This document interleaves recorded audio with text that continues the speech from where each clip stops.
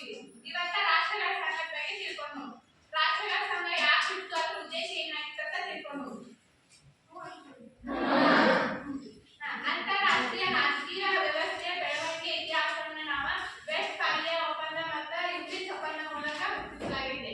ವೆಸ್ಟ್ಫಾಲಿಯಾ ಒಪ್ಪಂದ 1448 ನಡೆದಿದೆ. ಯೂನಿಟ್ ಒಪ್ಪಂದ 1713 ನಡೆದಿದೆ. ಈ ಯುದ್ಧಗಳ ಮೂಲಕ ನಾವು ಅಂತಾರಾಷ್ಟ್ರೀಯ ರಾಜಕೀಯ ವ್ಯವಸ್ಥೆಯನ್ನ ಗುರುತಿಸ್ತೀವಿ. ವೆಸ್ಟ್ಫಾಲಿಯಾ ಒಪ್ಪಂದ ಎಷ್ಟು ನಡೆಯಿತು?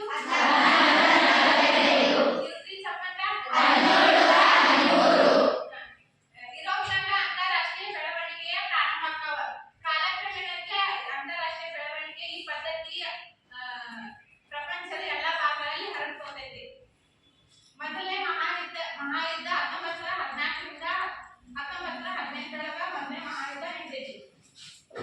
1914 1918 ಮೊದಲನೇ ಮಹಾಯುದ್ಧ ನಡೆದಿದೆ.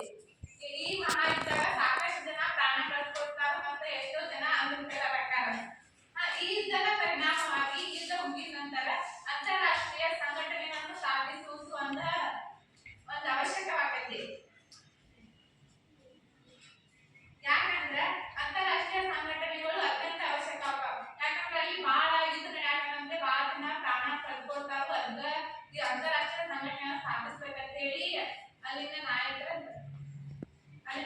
ಹೇಳ್ತಾರೆ. ಇದರ ಒಂದು ಫಲವಾಗಿ ಅಂತಾರಾಷ್ಟ್ರೀಯ ಸಂಘಟನೆಗಳು ಬೆಳವಣಿಗೆ ಆಗಕ ಪ್ರಾರಂಭಿಸ್ತಾವ. ಪ್ರಥಮ ಮಹಾಯುದ್ಧ ಅಂತ್ಯದ ನಂತರ ಲೀಗ್ ಆಫ್ ನೇಷನ್ ಅಂದ್ರೆ ರಾಷ್ಟ್ರಗಳ ಸಂಘ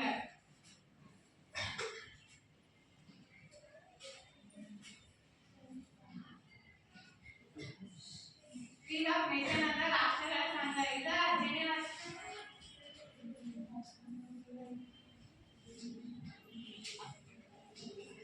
ಇದ 1920 ಜನವರಿ 10 ಅಸ್ತಿತ್ವಕ್ಕೆ ಬರ್ತದೆ.